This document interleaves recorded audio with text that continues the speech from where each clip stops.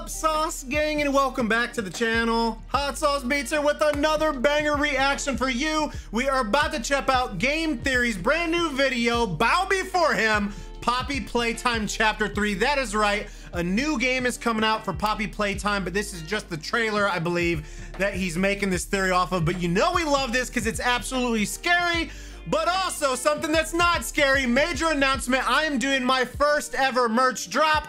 No, it is not this, it is my logo, but we got everything ranging from hoodies, t-shirts, cups, pickleball paddles. You can see below the video is a bar with merch, or you can go to the store on my homepage or visit hotsaucebeachmerch.com. And if you help support the channel, all the proceeds are going to upgrading this whole streaming system, new camera, and I have 2 massive videos I'm planning on making that this will help fund. But before we jump in this, why don't you show Matt Pat some love by subscribing to his channel? And if you enjoy my reaction, please help support the channel by smashing that subscribe and like button. It's absolutely free and it greatly helps out the channel. But enough talking, let's get to reacting and roll that bomb ass intro. Hot Sauce Beats is finally here. Hot Sauce Beats is finally here. Eat, sleep, make beats. Eat, sleep, make beats. Hot Sauce Beats. Woo. Oh, let's go, Sauce Gang. And if you get some merch, seriously, from the bottom of my heart, thank you. Let's get scared. Purple guy. Purple guy.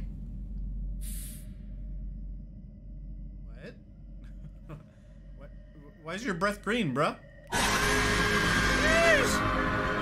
Hello, Internet! Welcome to Game Theory, the show that's full of hot air. It's that time again, folks. Mob Games has come out of its hibernation and finally given us what we've all been clamoring for over a year now. The long-awaited Chapter 3. Another trailer. Second trailer. Yeah. I'm like, wait, what? What did I miss? The game ain't out yet. Come on, don't get me wrong. I love brightening images frame by frame as much as the next guy. Are we about to brighten something? Oh, are we ever gonna brighten something? But it's been, what, Let's get 15 to brightening months since Chapter 2? I feel like I need to get my Poppy fix to complete my indie horror Thanos glove of 2023. That said, if this trailer is anything to go by, the newest chapter is gonna be incredible. Immediately, things feel different here, and it's clear they're leaning hard on the horror. This very clearly reads of like, hey, this is so starkly different from anything else in this franchise. Right. Very clearly reads as, hey, we sold a movie. One of the developers was even asked about this in the official Poppy Playtime Discord server, and he said, quote, "It'll still have the same feel as the first 2 in a lot of respects, but the horror is definitely dialed up." Which, of course, got everyone real excited. And from the creepy images of dead kids to the literal writing on the wall, this trailer is like a toy box exploding with clues about what this new chapter is about. And I think that I've figured it all out months before its release. Not only will we have tortured kids and sinister poppy gas, but we're now being shown more about the monsters they became and the creepy religion they've created. A religion full of sacrifices, rituals, and a leader and murder. Murder!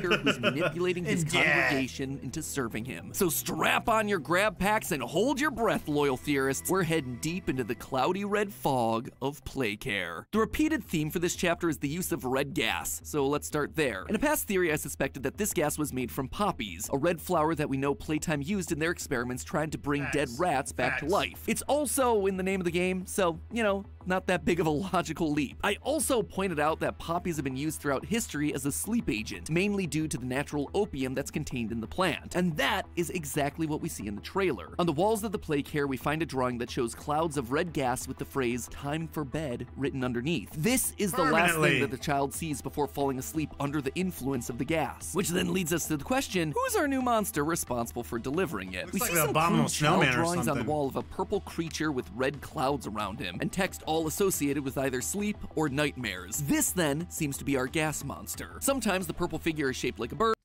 And no, he's not talking about someone who has stinky farts. That was bad, I know. Other times, gas monster, get it? Gas monster farts? No? Sometimes it's got super long limbs, and sometimes it's just a purple scribble. This has gotten many people on the internet to think that he's a shapeshifter. I disagree. I suspect that this is just the result of sleepy kids not having a clear vision of what this thing actually is as they pass out. Fortunately for us, though, we get to see a bit more of this creature. By pausing the trailer on one of the final frames, brightening the image, and then color balancing it a bit, we see that it's got itself a purple paw with 4 sharp claws. That, coupled with the shape of the nose and eye sockets that we see during the final jump scare, as well as the presence of a muzzle girl right here reads to me like an old cartoon cat, almost like the Cheshire Cat from Alice in Wonderland. Okay. Now, that at first might seem weird. This franchise already has itself 2 other cats in the form of Cat B and Candy Cat, so why are they triple dipping? Can't they come up with something new? I suspect that it's because a cat that lures kids to their final sleep is actually a common superstitious belief. One phrase that you sometimes hear tossed around is that cats will steal a baby's breath. For centuries, there have been these urban legends circulated about cats sneaking into cradles at night, causing children.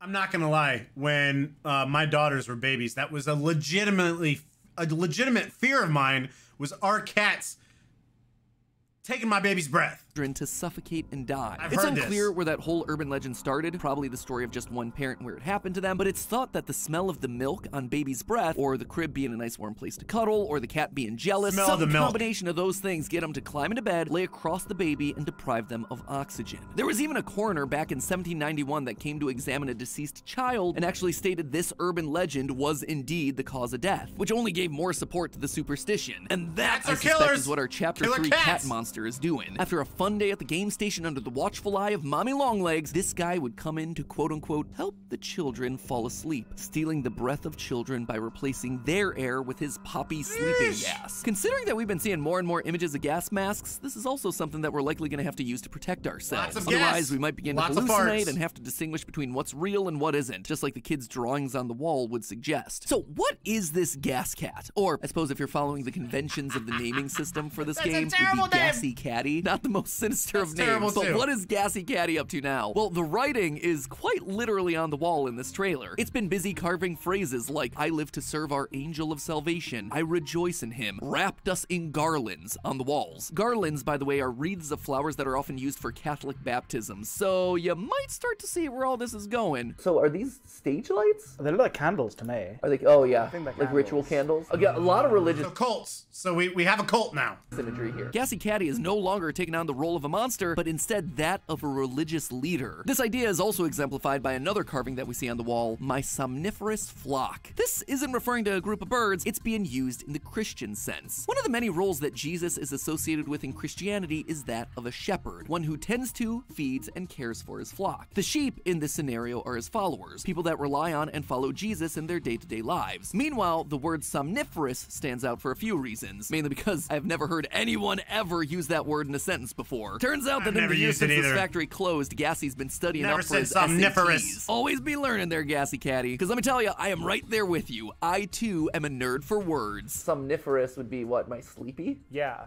Because somnia is sleep. Turns out I was actually half right in my assessment there. According to Google, it's not just being sleepy, but having sleep induced upon you. So our Gassy Catty is talking about his flock of sleepy kids, the orphans in the play care that he's putting to sleep. But the play care has been abandoned for years. There aren't kids there anymore that can serve as his sleepy flock, right? Wrong. The whole point of the play care and the poppy gas was to help convert them into toys. But rather than them all being giant toys like Huggy Wuggy, I suspect a lot of these kids turned out much smaller. When the team and I were playing through Project Playtime's newest update, we noticed this poster. What does this say? Take every step. Take every step like it's your last? Oh, and they're heading to Playcare. Yeah, and it's a bunch of random characters, so these are kids. Like it's your last step, bro. Not like toys. A poster with 3 new plush toys walking towards the Playcare. Now, at the time, I just thought that these toys were there to represent the children walking to the Playcare, trying to make things seem murdered and converted. child-friendly. But now, I don't think that these were representations at all. I've already mentioned the sad-looking images of the children on the walls of the Playcare, but did you notice the remains of characters next to their faces on the edges of the frame? These are the same characters, the dog and the unicorn. There's also a new character there that wasn't on the poster, a green bunny. And if you look at a later drawing from one of the children in the trailer, we see a plush with floppy green ears and the words, my new friend. This kid became his friendly green bunny, and I suspect that the other children all had similar fates, becoming the very mascots good. It's sounding on point. This is the sleepy flock that Gassy is talking about, a group of converted children that are lost and scared and see him as their only savior. But then, who is this angel of salvation that Gassy Catty's talking about here? Well, the last 2 wall scratchings give us that answer pretty explicitly. The original saved me, I rejoice in him, and never forget the hour of joy. In our last theory, we suspected the hour of joy was the moment that the toys revolted and reclaimed the factory. In one of the analog horror tapes released on the Mob Games YouTube channel, we see the hour of joy is at hand written on one of the walls right before we hear screams of the factory workers. Screams that match the ones we hear on the scientist's VHS tape from Chapter Chapter 1. Though still missing, today's events are no doubt in relation to him. His absence was a flaw in the scientific process. It's the prototype, 1006, the one we believe was created from the man who wanted to bring joy to children, Elliot Ludwig. He was the first successful toy from the Bigger Bodies initiative. He was the original that led to the creation of all the others, and we actually get our very first look at him in these trailers. This massive robotic amalgamation made from various other toy parts. You got things like a huggy head near the top, and there, right there's Mommy's top half. One of you darn! It'll make me part of him! This is what the prototype's working on. This is what Mommy meant by make me a part of him. And my suspicion is that this is what Gassy and his somniferous flock are helping to build. Any cult needs themselves a goal, something that helps the leader to become more powerful. And gathering parts of dead toys, maybe even killing other toys themselves in order to build a monstrous body, yeah, that one seems to fit the bill. And if any of them die along the way, well, then they're just martyrs for the cause. In the opening shot of Huggy's headless body, there's actually a dog plushie similar to the dog that we've seen in the posters, also missing a head. If you die or fall victim in your mission, you don't die in vain, you get the privilege of becoming part of the savior. But did you notice something missing in this 1006 amalgamation? His spindly arm and long thin fingers that we No, I think you see it kind of right here, right? I think that's what that is. See from the end of Chapter 2. That critical missing piece in this silhouette makes me think that this isn't his body, or at least I don't think it's his body yet. Notice how still the silhouette is. Well, that could certainly be there for dramatic effect. I actually think it's because this body is a work in progress. The candles around the Playcare give off a ritualistic vibe, and that, combined with the missing iconic arm, makes me think that maybe 1006 Gassy and his flock are gathering these materials to build him the perfect body, and that they still need to put his soul into that body. And so Chapter 3 is going to be about us stopping it, stopping the somniferous flock from finishing the job so that maybe finally we can be a hero in this game. Maybe. But maybe. You see, thus far, we've been nothing but the villain. It's been well established at this point that we used to work here. And not only did we work here, we were instrumental in the creation of some of these toys. You wonder who we are. But why? You should know. It was your doing that made us... Oh, we said that! They left Mommy to die alone. Mommy didn't deserve that, but you worked here. So if anyone deserves to die alone... Not me! No! And now, look at what we've done since coming back to the factory. We've killed both Huggy Wuggy and Mommy Longlegs, two toys that were made from kids. It's not a great track record for our player character, right? Currently, there's a Poppy ARG taking place in the lead up to Chapter 3, and while there isn't enough information yet to fully solve it, there are aspects that have been discovered that shine a light on the children involved in the Playcare scheme. One of the discoveries was this incident report about one of the orphans in Playcare, Marie Payne. Now, if the name Marie Payne sounds familiar, well, it's because we found a transfer request in Chapter 2 about her. In that request, we were told that she was the child that would go on to become Mommy Longlegs. Now, why do I bring that up? Well, if you remember, Mommy was fine with the orphans because she never wanted them to feel alone like she did. She was protective of the kids. No, the only people that Mommy Longlegs lashed out at were the staff, the people who tortured her and transformed her into a giant neon pink toy. She knew what they were going to be doing to these kids because it had all been done to her first. She was trying to be a protector, a comfort. We also know that she doesn't trust the prototype or any of his religious rhetoric. One of you darn! It'll make me part of him!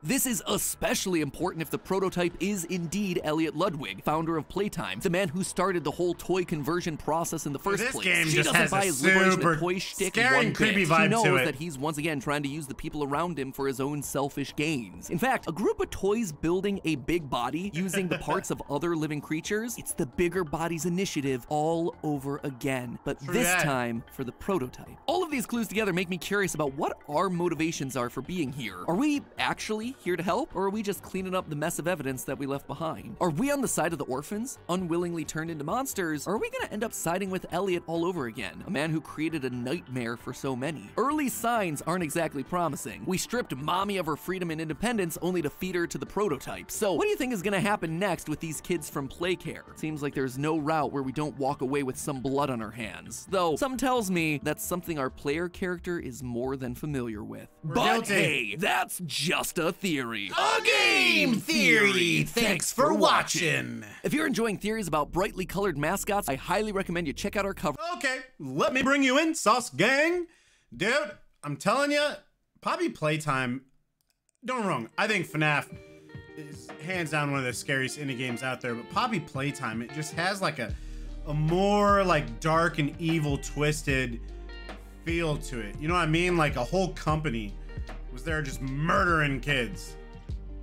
Whereas FNAF was just like an evil dad. But I think Matt Pat kind of hit this on the head. Again, it's always kind of iffy when we make theories about trailers or pictures, but Matt Pat usually does a good job of it, and I'm sold. I like this. And yeah, man, I think we're all pretty excited for Chapter 3 to come out, and I'm super excited for him to make more theories when Chapter 3 comes out and see where it goes. But hey, again, back to my major announcement. We got merch dropping, fam. It's my official merch drop. And this merch will only be available until we hit 100K, and then we got a new merch drop coming. But again, all the proceeds of this is gonna help me afford a brand new setup to make content on. This stuff's pretty outdated and it's messing up daily.